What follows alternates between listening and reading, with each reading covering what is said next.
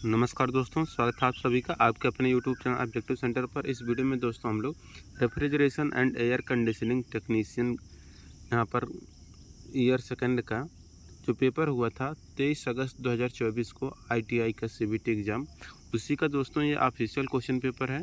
तो जो भी छात्र दोस्तों इस बार एग्ज़ाम देने जा रहे हैं तो उनके लिए दोस्तों ये वीडियो काफ़ी हेल्पफुल होगा, क्योंकि इससे आपको एक आइडिया लग जाएगा कि किस तरह के आईटीआई एग्ज़ाम में प्रश्न पूछे जाते हैं।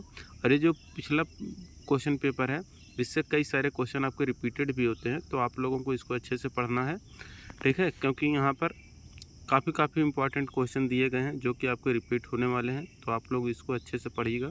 सबसे पहले यहाँ पर दोस्तों ट्रेड थ्योरी का क्वेश्चन आ जाता है। यहाँ पर कहा गया है कि केंद्रीय एसी संयंत्रों में गैस चार्जिंग और दबाव जांच के लिए किस वाल्व का उपयोग किया जाता है, यानी कि which valve is used for gas charging and pressure checking in central AC plant. तो दोस्तों जो केंद्रीय एसी संयंत्र होता है उसमें गैस चार्जिंग और दबाव जांच के लिए जो हम लोग वाल्व यूज करते हैं वह सर्विस वाल्व होता है। यहाँ पर इसका सी आंसर करेक्ट हो जाएगा, सर्विस वाल्व, ठीक है। अब देखिए अगला क्वेश्चन यहाँ पर है दूसरे नंबर का, कह रहा है कि which safety switch deactivates the compressor motor circuit if suction pressure falls below the safe limit in package AC. तो कौन सा सुरक्षा स्विच कंप्रेसर मोटर सर्किट को निष्क्रिय करता है यदि सक्शन का दबाव पैकेज एसी में सुरक्षित सीमा से नीचे आता है। तो यह रहता है आपका लो प्रेशर स्विच, तो कम दबाव स्विच आपका ऑप्शन नंबर डी करेक्ट हो जाएगा। अब देखिए यहाँ पर तीसरा क्वेश्चन है कि which component remove the burrs and moisture from the circulating refrigerant in AC plant. कौन सा घटक एसी प्लांट में सर्कुलेटिंग रेफ्रिजरेटर से बर और नमी को हटाने देता है? तो वो रहता है दोस्तों आपका फिल्टर ड्राइवर। तो फिल्टर ड्रायर आपका करेक्ट आंसर हो जाएगा, ठीक है। तो फिल्टर ड्रायर आपका करेक्ट आंसर हो जाएगा। अब देखिए यहाँ पर चौथा क्वेश्चन कह रहा है कौन सा valve chiller type central plant में कॉइल के चारों ओर पानी को मोड़कर एकल प्रवाह दर बनाए रखता है। तो देखिए जो valve chiller type central plant में कॉइल के चारों ओर पानी को मोड़कर एकल प्रवाह दर बनाए रखता है वो रहता है आपका 3 वे। तो 3 वे आपको यहाँ पर करेक्ट आंसर हो जाएगा। दोस्तों मैं बता दूं कि जो भी छात्र ऐसे हैं जो कि अपना निम्मी का क्वेश्चन पेपर डाउनलोड करना चाहते हैं तो आप लोगों को सर्च करना है आईटीआई सरकारी रिजल्ट नाम से आपको वेबसाइट सर्च करना है। इसके बाद ये वेबसाइट आ जाएगा। इसके बाद दोस्तों आपको जाना है, यहाँ पर देखेंगे तो यहाँ पर एक 3 लाइन दिखेगा, बस इस 3 लाइन पर क्लिक करना है। इसके बाद यहाँ पर आईटीआई एग्ज़ाम का एक सेक्शन आ जाएगा, ठीक है। आपको इस आईटीआई एग्ज़ाम वाले सेक्शन पर क्लिक करना है। इसके बाद डीजीटी के द्वारा जितना भी आईटीआई एग्ज़ाम से संबंधित सूचना होता है वो आपको यहाँ पर मिल जाएगा। और इसके बाद दोस्तों अगर आप लोग देखेंगे तो यहाँ पर आपको अपना एडमिट कार्ड डाउनलोड करने का लिंक, रिजल्ट, आंसर की और सर्टिफिकेट जो होता है वो सब डाउनलोड करने का लिंक मिल जाएगा। बाकी यहाँ पर निम्मी का जो क्वेश्चन बैंक है इस लाल वाले बटन पर क्लिक करके देख सकते हैं। और यहाँ पर आईटीआई का जो टेलीग्राम ग्रुप है ऑफिशियल वो क्रिएट कर दिया गया है, यहाँ से जाके ज्वाइन हो जाइएगा। जिनको क्वेश्चन बैंक डाउनलोड करना है इस लाल वाले बटन पर क्लिक करेंगे तो यहाँ पर देखिए आईटीआई का निम्मी का जो क्वेश्चन बैंक है वो पीडीएफ के फॉर्म में आपको मिल जाएगा। यहाँ पर जैसे वर्कशॉप कैलकुलेशन एंड साइंस का है, यहाँ पर workshop calculation and science second year का है, यहाँ पर है आपको पीडीएफ फाइल, यहाँ पर देख सकते हैं। इस पीडीएफ फाइल पर जाके क्लिक करके आप अपना टेलीग्राम में ये पीडीएफ ओपन होगा तो आप लोगों का टेलीग्राम डाउनलोड होना मस्ट है, क्योंकि ये पीडीएफ उसी में जाके आपको रीडायरेक्ट कर देगा, ठीक है। इसी तरह से यहाँ पर देखेंगे तो यहाँ पर नीचे जाएंगे तो यहाँ पर सब कुछ यहाँ पर देखिए अलग अलग ट्रेड का, जैसे इलेक्ट्रॉनिक्स, मैकेनिक, मशीनिस्ट, इन सभी लोगों को यहाँ पर देखिए ये पीडीएफ डाला गया है। तो जाके यहाँ से भी जो भी आप लोगों का ट्रेड है आप लोग जाके वहाँ से डाउनलोड कर सकते हैं, ठीक है। तो ये हो गया दोस्तों इसके बारे में। अब देखिए यहाँ पर चौथा क्वेश्चन तो ये हो गया 3 वे। अब यहाँ पर पांचवा क्वेश्चन कह रहा है कि मनुष्य के लिए सापेक्ष आर्द्रता रिलेटिव ह्यूमिडिटी की आरामदायक सीमा क्या है। तो देखिए मनुष्य के लिए सापेक्ष आर्द्रता की आरामदायक जो सीमा होती है यह 50 + 5% होता है, ठीक है। तो 50 ± 5% है, यानी कि 45 से लेकर 55 तक। तो ये 50 ± 5% हो सकता है।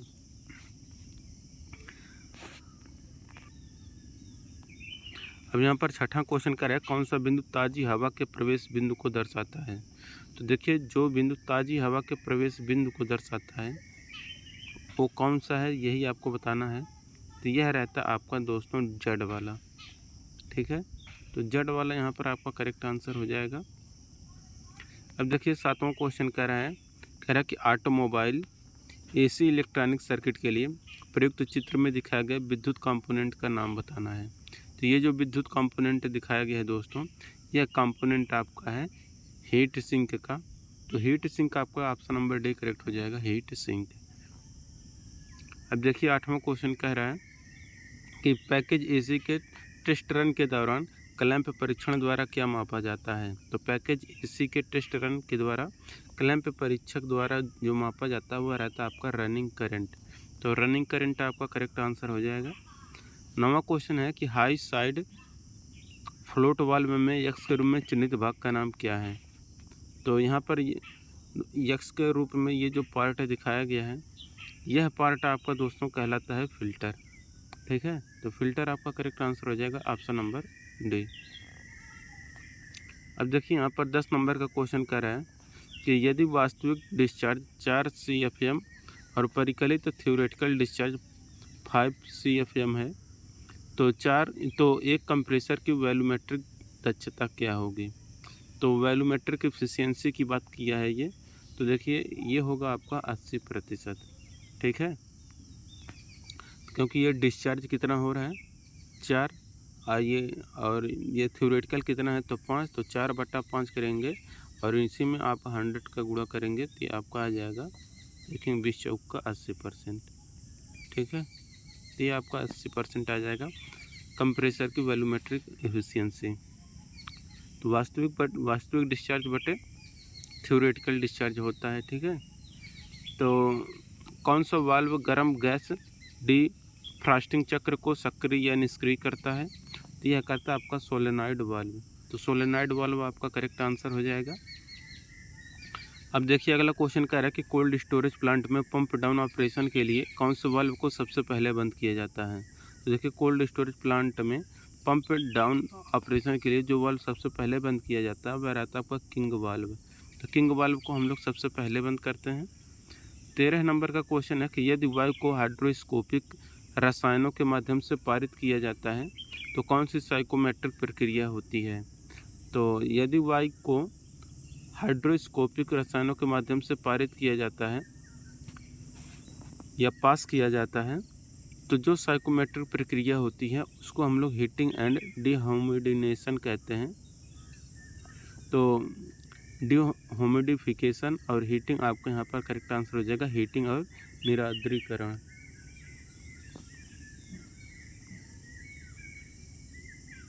अब देखिए 14 नंबर का क्वेश्चन करें कि ऑटोमोबाइल एयर कंडीशनर में श्रृंखला में जुड़े 3 pressure activated electric control switch क्या हैं।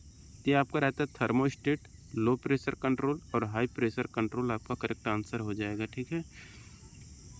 15 नंबर का क्वेश्चन कह रहा है कि आइस प्लांट में प्रयुक्त 3 चरण आपूर्ति का लाइन वोल्टेज क्या है। तो आइस प्लांट में प्रयुक्त 3 चरण आपूर्ति का लाइन वोल्टेज जो होता है 440 वोल्ट AC होता है, ठीक। अब देखिए यहाँ पर 16 नंबर का क्वेश्चन कह रहा है कि हीट पंप के हीटिंग चक्र के दौरान इंडोर इकाई कैसे काम करती है। तो देखिए हीट पंप के हीटिंग चक्र के दौरान इंडोर जो इकाई रहती है वह कंडेंसर के माध्यम से कार्य करती है। 17 नंबर क्वेश्चन है कि आइसक्रीम भंडारण संयंत्र के आंतरिक कैबिनेट बनाने के लिए किस धातु का उपयोग किया जाता है। तो आइसक्रीम भंडारण संयंत्र के आंतरिक कैबिनेट बनाने के लिए जो हम लोग धातु यूज करते हैं वह स्टेनलेस स्टील होता है। ऑप्शन नंबर ए करेक्ट हो जाएगा, स्टेनलेस स्टील। अब देखिए 18 नंबर क्वेश्चन कर रहा है कि पैकेज AC में रिटर्न एयर से कौन सा घटक गर्मी अवशोषित करता है। तो पैकेज AC में रिटर्न एयर से जो घटक गर्मी अवशोषित करता है वह इवेपोरेटर रहता है, ठीक है। तो आपका इवेपोरेटर आपका करेक्ट आंसर हो जाएगा। अब देखिए 19 नंबर क्वेश्चन है कि VFD में मोटर द्वारा खपत की जाने वाली शक्ति किस प्रकार बदलती है।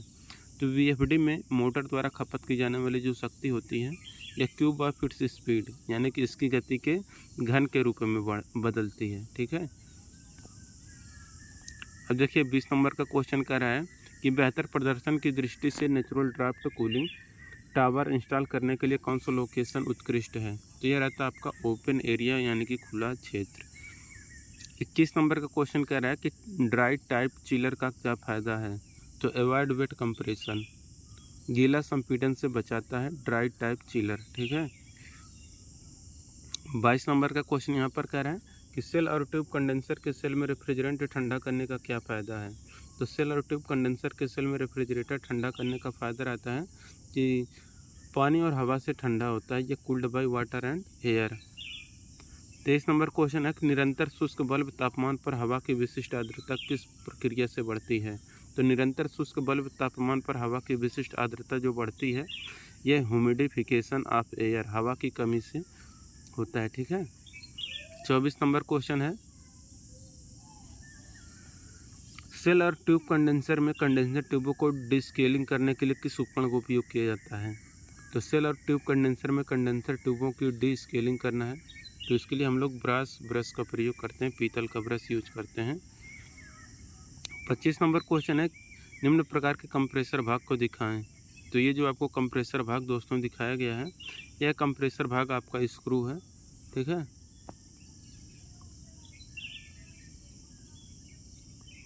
और यहाँ पर देखिए 26 नंबर क्वेश्चन है कि निरपेक्ष चूषण दाब पर निरपेक्ष निर्वहन दबाव का अनुपात क्या है। तो निरपेक्ष चूषण दबाव पर निरपेक्ष निर्वहन दबाव का जो अनुपात होता है वह कंप्रेशन रेशियो कहलाता है, ठीक है। तो एब्सोल्यूट डिस्चार्ज प्रेशर बटे एब्सोल्यूट सक्शन प्रेशर, इन दोनों का जो रेशियो होता है यही आपका कंप्रेशन रेशियो कहलाता है, ठीक है। 27 नंबर क्वेश्चन है कि which mechanism makeup water level in cooling tower basin. Cooling tower basin में कौन सा तंत्र जल स्तर बनाता है। तो यह रहता है आपका फ्लोट वाल्व। तो फ्लोट वाल्व आपका यहाँ पर करेक्ट आंसर हो जाएगा। 28 नंबर क्वेश्चन है कि 5 TR के लिए आवश्यक जल प्रवाह की गणना करें यदि 1 TR water cooled condenser 9 litre पर मिनट और तापमान का अंतर समान है। तो ये आपका आएगा 45 लीटर पर मिनट। 29 नंबर क्वेश्चन कह रहा है AHU की जल निकास रेखा में लाइन यू जल क्यों दिया जाता है। तो ये जो दिया जाता है दोस्तों, यह दिया जाता है prevent entry of foul smell, दुर्गंध का प्रवेश रोकने के लिए।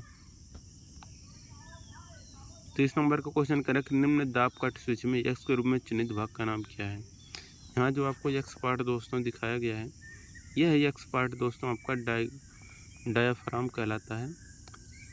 ऑप्शन नंबर भी करेक्ट हो जाएगा। 31 नंबर क्वेश्चन है कि वाटर कूलर वायरिंग में यक्स के रूप में चिन्हित भाग का नाम बताना है। तो ये जो दोस्तों यहाँ पर देखिए यक्स पार्ट दर्शाया गया है, ये जो यक्स पार्ट है ये आपका रिले है, ठीक है। तो यहाँ पर रिले आपका करेक्ट आंसर हो जाएगा।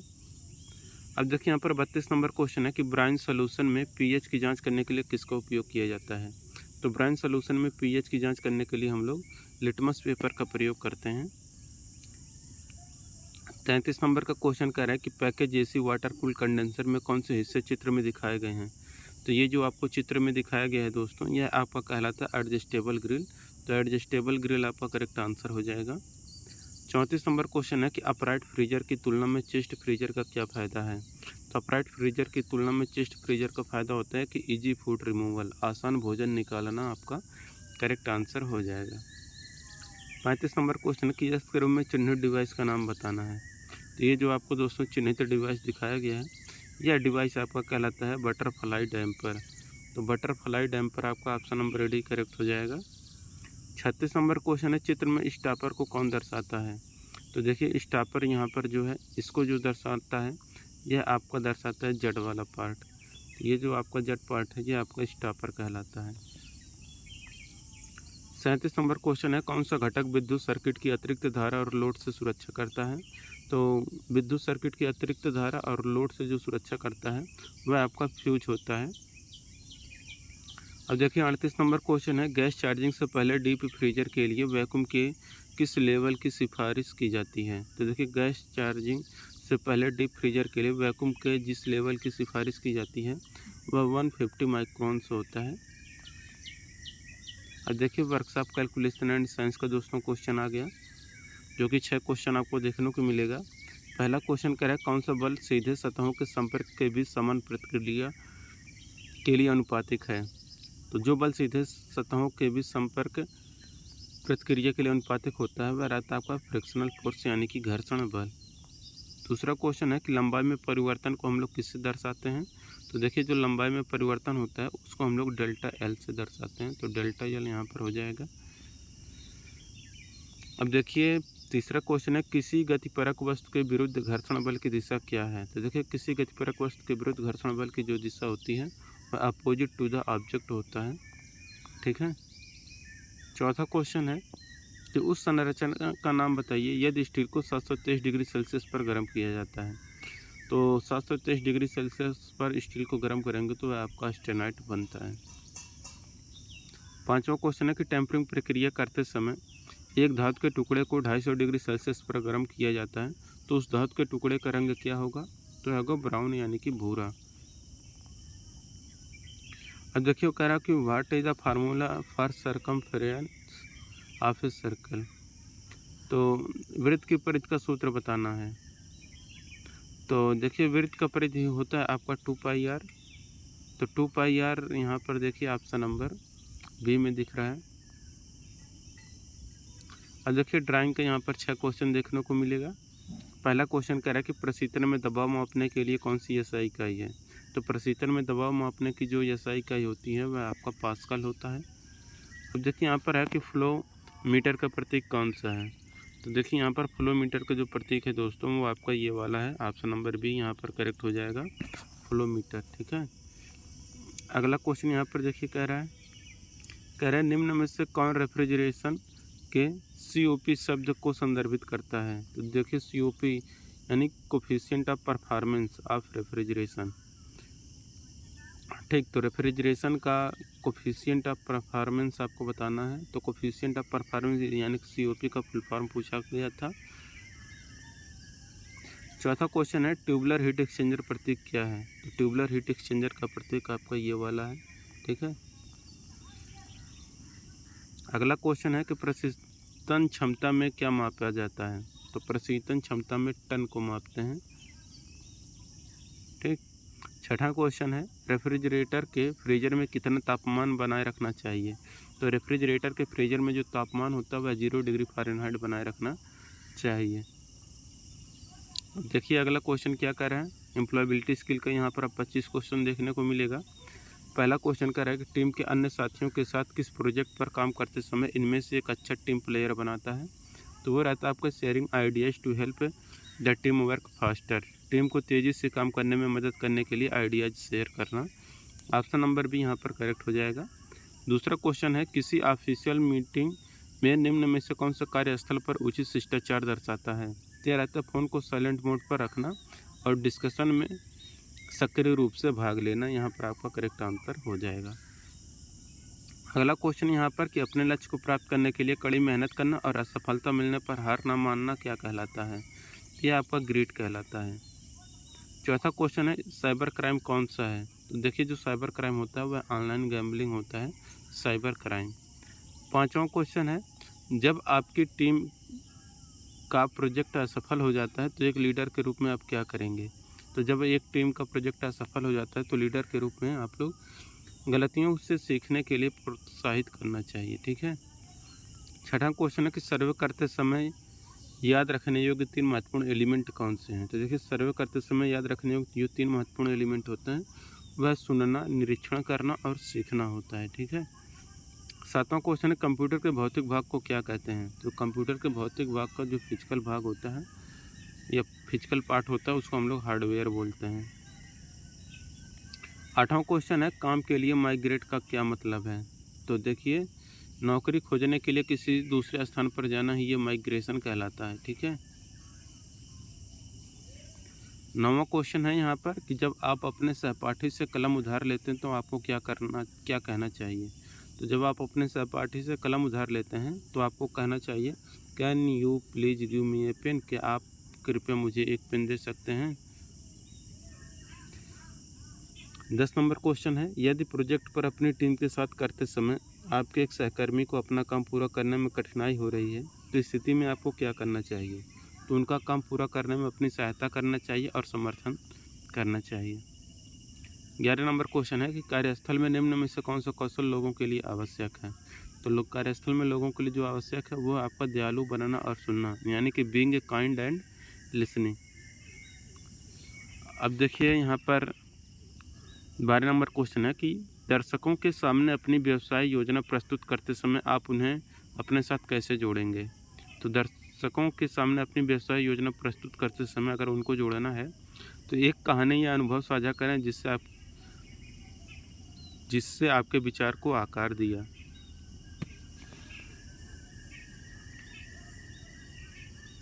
13 नंबर का क्वेश्चन कह रहा है आप एक प्रतिभाशाली कारपेंटर हैं, यह किस प्रकार के यूट्यूब वीडियो पर आपके काम में मदद करेगा? तो यह करेगा आपका कि यह लोगों को आपके कारपेंटरी कौशल को देखने और आपकी विशेषज्ञता की सराहना करने की अनुमति देता है।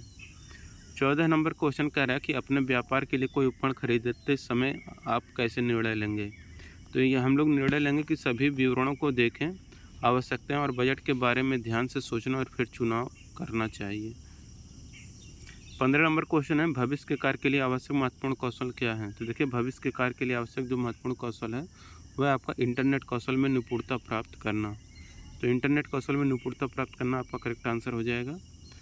16 नंबर क्वेश्चन है एक वायरलेस तकनीक जो लैपटॉप को इंटरनेट से जोड़ती है उसको हम लोग क्या कहते हैं? तो एक वायरलेस तकनीक जो लैपटॉप को इंटरनेट से जोड़ता है वो आपका वाईफाई कहलाता है। गिग अर्थव्यवस्था है, तो गिग जो अर्थव्यवस्था है यह कार्य का एक सिस्टम जहां लोग पार्ट टाइम के रूप में अपना कार्य करते हैं। 18 नंबर क्वेश्चन है कि कर्मचारियों के लिए भविष्य का महत्वपूर्ण कार्यस्थल कौन सा है? तो कर्मचारियों के लिए भविष्य का महत्वपूर्ण कार्यस्थल है नेटवर्किंग और संबंध निर्माण करना। 19 नंबर क्वेश्चन है कार्यस्थल पर शिष्टाचार क्या है? तो कार्यस्थल पर जो शिष्टाचार है यह आपको उचित व्यवहार और कार्यस्थल व्यावसायिकता, यहाँ पर आपका ऑप्शन नंबर ए करेक्ट हो जाएगा। 20 नंबर क्वेश्चन है जॉब पोर्टल क्या है? तो देखिए जॉब पोर्टल जो है यह एक वेबसाइट है जहाँ कंपनियाँ नौकरी पोस्ट करती हैं और लोग उसके लिए सर्च और अप्लाई कर सकते हैं। 21 नंबर क्वेश्चन है कि वर्क प्लेस पर इनफॉर्मल कम्युनिकेशन के क्या लाभ हैं? तो देखिए वर्क प्लेस पर इनफॉर्मल कम्युनिकेशन का लाभ है कि help people work together better, लोगों को एक साथ मिलकर बेहतर ढंग से काम करने में मदद मिलती है। 22 नंबर क्वेश्चन है कि यदि टीम का कोई साथी अपना निर्धारित कार्य पूरा करने में संघर्ष कर रहा है तो आपको क्या करना चाहिए? तो आपको करना चाहिए कि उनके टास्क को पूरा करने के लिए उन्हें हेल्प और सपोर्ट ऑफर करना चाहिए। 23 नंबर क्वेश्चन है कौन सी एक ऐप आधारित गिग इकोनॉमी जो पार्ट टाइम जॉब करने वाले लोगों की मदद करती है?